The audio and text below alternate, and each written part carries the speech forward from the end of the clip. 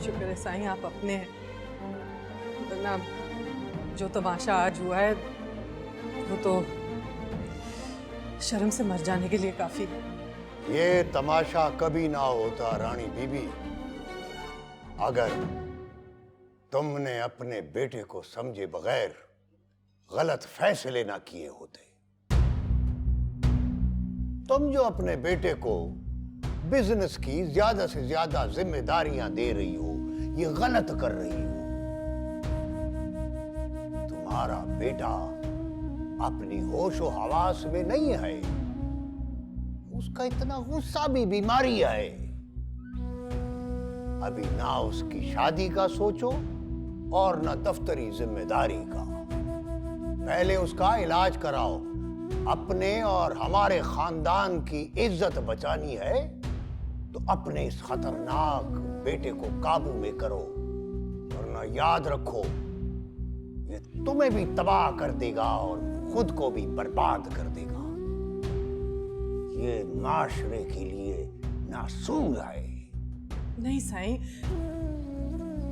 आपकी रोई तो मेरी अपनी बच्चियों की तरह है, और मैं इसलिए नहीं कह रही कि मेरे बेटे को उससे प्यार है, बल्कि इसलिए क्योंकि वो तो मेरी गोदों में खेली है।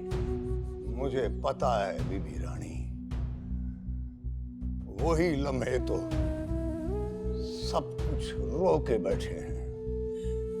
साईं आप मेरा यकीन कीजिए, फिरोज का दिलशाद महल से कोई ताल्लुक नहीं है। मैंने तो हर तरीके से कोशिश करके देख लिया, लेकिन तो जाने को तैयार ही नहीं है वापस। शायद मुझे अकेला देख के वो ये सब कुछ कर रहा है। तो हमें हुक्म करो रानी बीबी, हम नवाब फिरोज को इस इज्जत के साथ रुखसत करेंगे कि वो सारी जिंदगी याद रखेगा। साईं बस एक बात याद रखिए, रूही आपके पास मेरी और दिलशाद महल की अमानत है। आज अगर बाबा साईं जिंदा होते तो आप खुद ही सोचिए कितनी इज्जत और एहतराम से उसको ये यहाँ से लेके जाते। बस मैं भी उसको इसी इज्जत और एहतराम से लेके जाऊंगी, ये वादा है मेरा आपसे।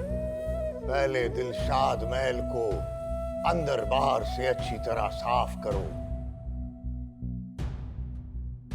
इस वक्त बहुत कीचड़ है वहां पे, ना चाहते हुए भी गंद उछल उछल कर हाथों पैरों पे लगता है। और मैं अपनी रूही को ऐसी जगह कभी नहीं भेज सकता।